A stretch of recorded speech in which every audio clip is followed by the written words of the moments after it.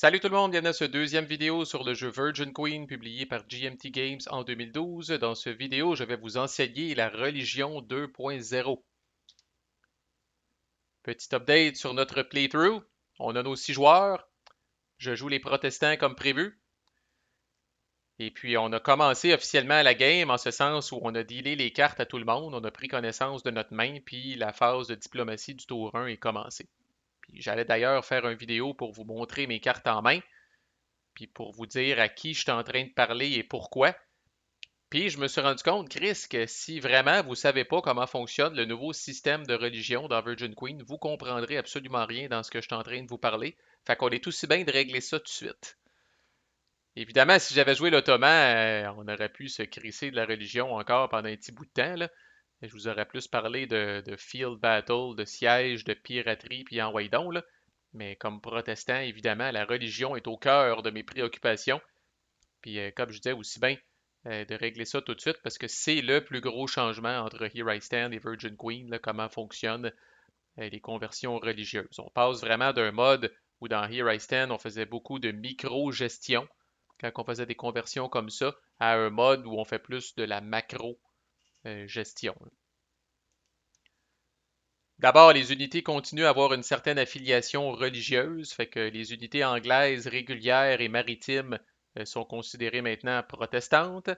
Même affaire avec les unités écossaises et même affaire évidemment avec les unités protestantes. À noter que le protestant a maintenant deux nationalités, si on veut, là, dans son counter-mix. Les Huguenots qui vont apparaître principalement en France, puis les Dutch qui vont apparaître principalement dans les Pays-Bas. Évidemment, unités régulières et maritimes des protestants sont considérées protestantes. Tout le reste des unités régulières et des unités maritimes sont catholiques. Évidemment, rappelez-vous, comme dans Here I Stand, que les mercenaires n'ont aucune affiliation religieuse. Ça n'a pas changé. Les mercenaires continuent, persistent à se crisser de la religion et n'ont aucune affiliation. Même affaire avec les unités des Ottomans, puis même affaire avec les unités du Holy Roman Empire qui sont considérées comme n'ayant aucune affiliation religieuse. Il n'y a plus de concept de zone de langage qu'il y avait dans Here I Stand, mais n'empêche, on voit le background de couleur ici, là. Fait que le jeu appelle ça maintenant des areas religieux, là. Fait que nous avons la France, nous avons les Pays-Bas, nous avons l'Angleterre, puis nous avons l'Écosse. C'est un petit peu l'équivalent des language zones qu'on avait avant, là. Mais maintenant, le jeu appelle ça vraiment des areas, là. Puis dans chacun de ces areas-là, il y a deux camps qui vont s'opposer. Un camp protestant puis un camp catholique. Puis il y a beaucoup plus de power là, qui trempe dans la religion maintenant. Le Holy Roman Empire, on va le voir là, bientôt, là, mais a une certaine motivation par rapport à ça sans s'en mêler directement. Puis il y a pas mal juste l'Ottoman, à part ça, qui s'en crisse, là, parce que les autres powers, vous allez le voir, sont impliqués directement. Fait que le premier power que je nomme est toujours le pro-protestant, puis le deuxième power est le pro-catholique. Fait en France, on a le protestant qui s'oppose à la France, c'est-à-dire que le protestant peut faire des conversions religieuses protestantes en France et le français peut faire des conversions religieuses catholiques en France. Donc le français maintenant activement se mêle à la religion. Dans les Pays-Bas, on a le protestant contre l'Espagne. En Angleterre, nous avons l'anglais contre l'Espagne. Et en Écosse, nous avons le protestant contre le français encore une fois. Règle très importante, il n'est jamais possible d'éradiquer complètement une religion d'un area. OK, donc il va toujours dans un area rester au moins une space catholique et au moins une space protestante. Vous avez des cas extrêmes, comme c'est le cas de l'Angleterre en début de game. Il n'y a qu'une space catholique qui est Berwick, mais elle est irréductible, autrement dit. Fait que même si l'anglais est super motivé, puis dit je veux plus voir un hostie de trace de catholicisme dans mon pays, il ne peut pas faire une tentative de conversion pour essayer d'éliminer Berwick. Chaque camp religieux doit au moins garder un pied à terre à l'intérieur de chacun des areas. C'est la même chose avec Perth, qui est protestant au nord d'Édimbourg. encore là, même si le français voulait convertir ça à catholique, il ne pourrait pas, là. Puis on a Gent, qui est la seule space protestante en début de game dans les Pays-Bas, puis il y a quelques spaces protestantes en France, puis évidemment un hostie de tas de space catholique. Bon, les tentatives de conversion maintenant, ça coûte 2 CP, comme avant. Avant, ça coûtait 2 CP, puis vous aviez par défaut 2 tentatives de conversion. Maintenant, vous allez voir, c'est fucké. Pour 2 CP, vous avez ce que le jeu appelle 5 tentatives de conversion. Fait qu'initialement, quand on lit ça, on dit, Chris, c'est pas supposé être plus simple puis moins long, ce petit système-là. Parce qu'on a le réflexe de dire, avant, je payais 2 CP, puis j'avais 2 tentatives de conversion. À cette heure, je paye 2 CP, puis j'ai 5 tentatives de conversion. Calisse, ça va être long, sacrament. Mais c'est la façon que ces conversions-là sont faites qui rend ça beaucoup moins long qu'avant. Le nombre de tentatives de conversion que vous avez, c'est 5 quand vous faites une tentative vraiment avec des CP, mais vous vous doutez qu'il y a beaucoup d'événements qui vous permettent de faire 7 tentatives, 8 tentatives. Fait que là, évidemment, à ajuster en conséquence. Le nombre de tentatives de conversion que vous avez, c'est le nombre de D6 que vous allez brasser. Fait que je paye 2 CP, je suis le protestant, j'ai 5 tentatives de conversion, je lance 5 dés. Tout ce que je décide avant de lancer mes 5 dés, c'est l'area que je vise. Fait que si je suis le protestant, j'ai 3 choix. Fait que je peux aller France, Pays-Bas ou je peux aller en Écosse. Si je suis dans les autres powers, ben là, j'ai un petit peu moins de choix, là. Puis là, je vais vous expliquer les choses, évidemment, du point de vue du protestant, ne serait-ce que parce que c'est le power que moi je vais jouer, là. Mais vous aurez douté que vous revirez ça pour catholique, puis c'est la même calice d'affaires.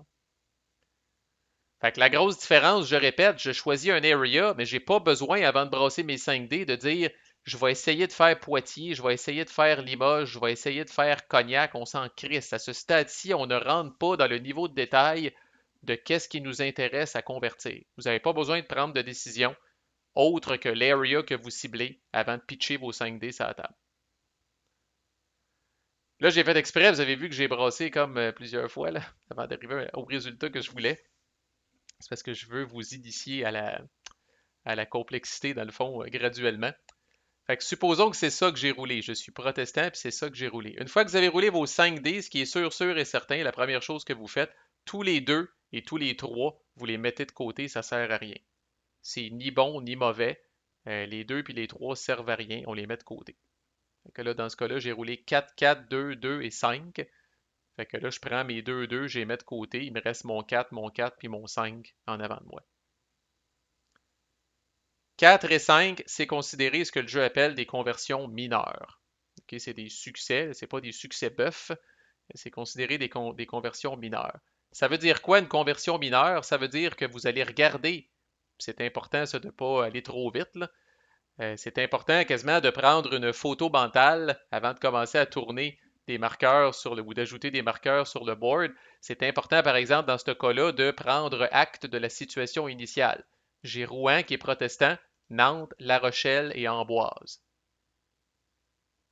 Parce qu'avec un 4 ou un 5, je peux me répandre, je peux convertir des spaces adjacentes à des spaces qui étaient protestantes avant que je lance mes dés. Avant que je lance mes dés, je répète. Fait que je peux pas, par exemple, même si j'ai un 4 et un 5, je peux faire Poitiers, parce qu'il est adjacent à Amboise, mais là, je peux pas, contrairement à Here I Stand, je peux pas commencer à y aller en chaîne. Puis là, après ça, dire, oh, à cette heure que j'ai fait Poitiers, je vais faire Limoges, puis à cette heure que j'ai fait Limoges, je vais faire Clermont. Parce que Limoges n'est pas adjacent à une space qui était protestante au début avant que je lance mes dés. Fait que ça, c'est pas permis.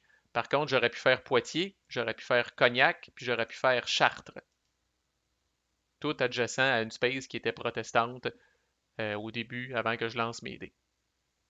Puis that's it. Dans ce cas-là, la thème est terminée. Fait que quand on disait fait que micromanagement dans Here I Stand, c'est de regarder Poitiers, les unités alentours, les spaces alentours, puis j'ai combien de dés, puis t'as combien de dés, puis je lance mes dés, puis tu lances tes dés, puis là, on a un seul à thème de fait. Puis après ça, on recommence avec une autre destination, on compute les dés, puis tout le kit. Là, c'est un cas extrême, c'est allé très vite. Brasser mes 5 dés, j'ai pris mes 2 puis mes 3, je les ai exclus. J'ai gardé mes 4 puis mes 5 en avant de moi.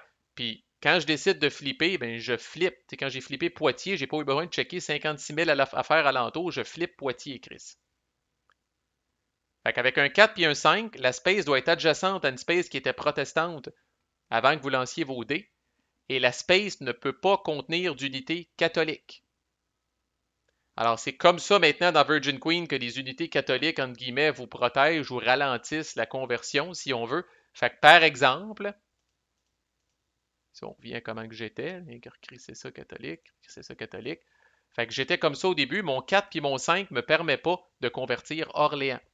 Même si elle est adjacente à Amboise, qui était protestante avant que je lance mes dés, il y a un soldat régulier français qui est là, puis qui est catholique, alors je ne peux pas la convertir avec un 4 ou un 5.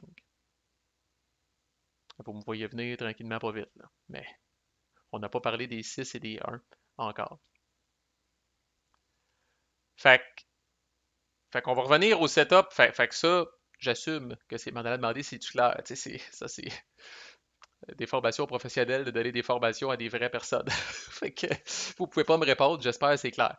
Fait que là, je vais relancer des batchs de 5D jusqu'à temps que je pogne euh, au moins un 6 puis pas de 1. Ce qui pourrait être long dans mon cas. Au moins un 6 puis pas de 1. Come on. Ça, c'était pas si pire. Alright, there we go. 6, 5, 2, 5, 5. C'est une petite belle brasse, honnêtement. À noter qu'un 4, c'est une conversion. OK? Fait qu'on est habitué dans Here I Stand, 5, 6, c'est des succès. 5, 6, c'est des succès à peu près partout, là. Mais les conversions religieuses, un 4, c'est une conversion mineure. Fait qu'un 4, c'est pas shit. Tu sais, dans une field battle, vous pognez 4, 5, 4 sur votre brasse de dés, puis vous êtes triste comme les pierres, là. Mais des 4 dans des conversions religieuses, c'est bien. Fait que là, j'ai roulé 6, 5, 2, 5 et 5. Fait que je prends le 2, je le crisse de côté. Il me reste un 6 puis 3, 5. Il y a deux choses hot qu'on peut faire avec un 6 et qui rend les 6 des MVP, des star players de quand vous faites des conversions religieuses. La première chose que vous pouvez faire avec un 6, il y a trois choses officiellement que vous pouvez faire avec un 6, mais pour l'instant, on va regarder les deux premières. La première chose que vous pouvez faire avec un 6, c'est étendre votre base avant de commencer à utiliser vos 4 et vos 5. Fait que, par exemple, je pourrais prendre le 6, puis, je pourrais. Qu'est-ce qu'il y a qui ferait du sens, ce style-là? Bon, je pourrais venir convertir Poitiers avec mon 6. Là, il me reste mes 3-5. Mais quand vient le temps d'attribuer mes 3-5, Poitiers est considéré comme ayant été protestante dès le début. Alors là, je peux me répandre à partir de Poitiers. Fait que là, je pourrais prendre un de mes 5 puis venir convertir Limoges, si je veux. Fait que le 6, une des utilités du 6 vous permet de, oui, convertir une space protestante, mais de considérer en la convertissant que cette space-là était protestante avant même que vous lanciez vos dés. Puis, il n'y a pas de limite à combien de 6 je peux chaîner, si on veut. Si j'avais roulé 3-6, j'aurais pu faire Poitiers, après j'aurais pu faire Limoges, après j'aurais pu faire Clermont. Ou en fait, j'aurais pu faire Poitiers, j'aurais pu faire Limoges, j'aurais pu faire Toulouse, puis après ça, avec un 5, j'aurais pu faire Montpellier. Fait qu'il n'y a pas de limite à combien de 6 vous pouvez enchaîner pour étendre votre base comme ça. L'autre chose, vous me voyez venir fort probablement, l'autre chose qu'un 6 permet de faire, c'est de convertir une space. Alors, supposons que ça commence catholique, je pense. Là. L'autre chose que vous pouvez faire, c'est de venir convertir une space dans laquelle se trouvent des unités catholiques. Mais dans ce cas-là, la space doit absolument être adjacente à une space qui était protestante avant que vous lanciez vos dés. À moins que vous ayez étendu votre base encore une fois, on y revient. Là. Mais supposons ce setup-là, qui est vraiment le setup de début de game. Bon, là, c'est ce que j'ai roulé est plus bas. J'ai pogné 6, 5, 2, 5, 5. Alors à ce moment-là, avec mon 6, je peux venir convertir Orléans. Mais si, je ne peux pas étendre ma base avec une space qui contient des unités catholiques en plus. Le 6 n'est pas assez fort pour ça. Le 6 vous permet d'étendre votre base dans une space qui ne contient pas d'unités catholiques ou de convertir une space qui avait des unités catholiques puis qui est adjacente à votre base. Fait que par exemple, si je mets ça ici, si je mets ce petit pit-là ici, là, admettons que je roule 2-6. Ça, c'est la situation, là. Puis je roule 2-6. Je peux convertir Orléans avec un de mes 6. Mais après ça, je ne peux pas dire, hey, j'ai utilisé un 6 pour étendre ma base. J'ai pas étendu ma base avec mon 6. Je suis venu convertir une space qui avait des unités catholiques. Fait que là, je pourrais pas, par exemple, avec mon autre 6, venir convertir Dijon. Quand vous utilisez un 6 pour convertir une space avec des unités catholiques, c'est fait en même temps que vous flobez vos 4 puis vos 5.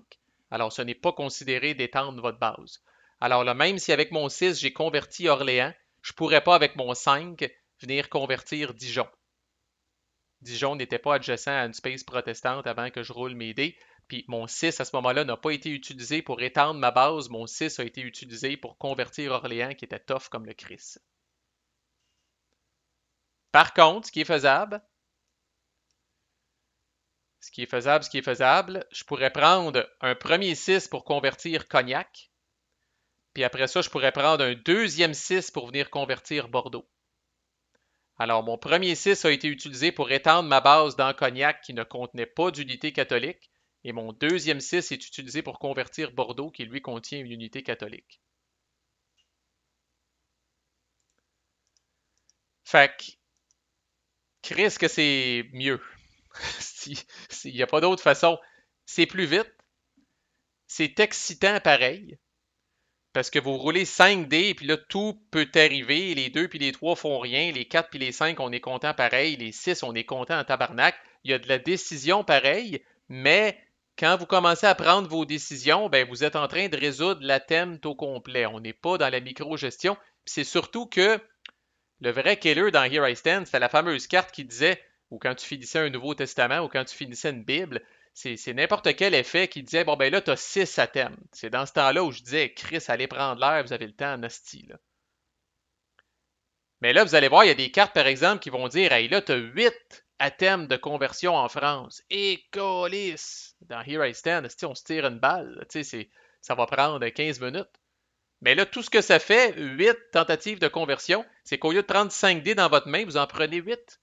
Puis vous pitchez les 8 dés sur la table. Puis vous enlevez les 2 puis les 3 comme d'habitude. Vous gardez les 4, les 5 puis les 6. Et les 6, c'est des conversions majeures. Les 4 puis les 5, c'est des conversions mineures. Puis là, vous faites des gugus. Il y a quand même un petit peu de pensage à faire, là. C'est pas complètement, on tourne les spaces aléatoires. Surtout, quand on a des 6, on est là. Quand on a des 4 puis des 5, juste des 4 puis des 5, ça va assez vite. Mais quand on a un 6, on va ah, Chris, j'aime-tu mieux convertir Orléans ou j'aime mieux me répandre à Boulogne, comme ça je vais être capable de faire Amiens. Après, il y a quand même des décisions à prendre. Puis là, évidemment, plus vous avez de 6, je pense, plus c'est là que vous avez des décisions à prendre.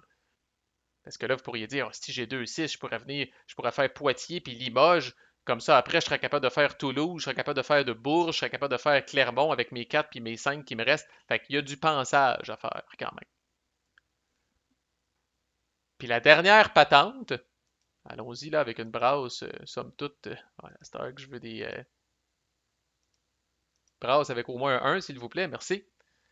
Fait que là, ici, je roule 6, 1, 6, 3 et 6. Les 2 puis les 3, je les mets de côté. Les 1, à ce stade-ci, il faut que je décide que c'est que je crisse avec ça. Si j'ai pas de 6, j'ai pas le choix de vivre avec les 1. Puis les 1, qu'est-ce que ça fait? C'est pas compliqué. Si vous avez au moins un 1 dans votre jet, vous prenez un marqueur d'unrest. Puis après ça, vous tassez toutes les 1 de la brasse. Les 1 s'en vont rejoindre les 2 puis les 3, ils ne servent plus à rien. Là, au moins un 1 dans votre brasse fait en sorte que vous allez prendre un marqueur d'unrest. La plus grosse erreur probablement de tous les temps dans ce jeu-là, c'est de prendre un marqueur d'unrest par un que vous avez brassé. C'est pas ça.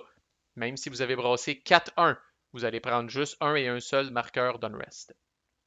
Puis là encore là, vous me voyez venir, c'est pas sans rappeler certaines tentatives de conversion dans Here I Stand, mais ce marqueur d'unrest-là, vous allez devoir le mettre dans une des spaces qui va être convertie pendant ce jet de dés-là.